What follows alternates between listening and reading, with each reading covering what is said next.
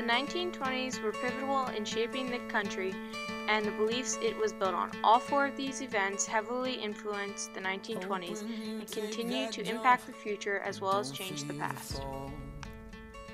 The Washington Naval Conference 1921 to 1922. This conference was called by President Harding and was held in Washington, D.C. at Memorial Continental Hall to discuss the Navy and ways to relieve growing tensions in East Asia.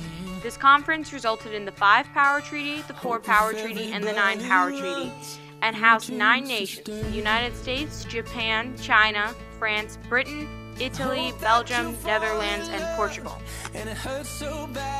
Stimson Doctrine 1932. The Stimson Doctrine issued that the U.S. would not recognize any territorial changes brought about by the Japanese invasion of Manchuria.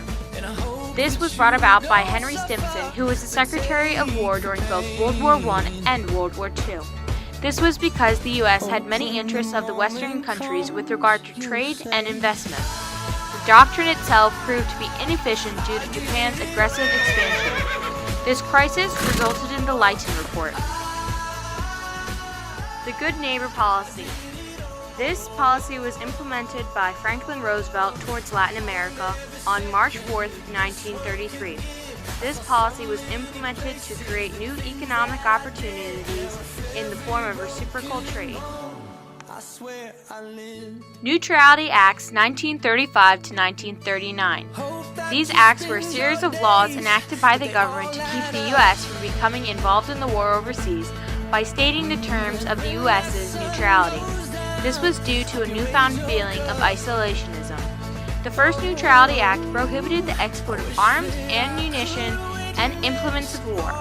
The Neutrality Acts of 1937 stated that U.S. citizens were forbidden from traveling on belligerent ships, and American merchant ships were prevented from transporting arms to belligerents.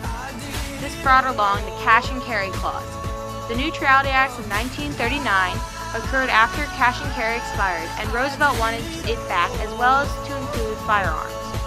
This act lifted the arms embargo and put all trade with belligerent nations under the terms cash and carry. These acts represented a compromise where the U.S. was able to stay isolated but still interact with the rest of the world.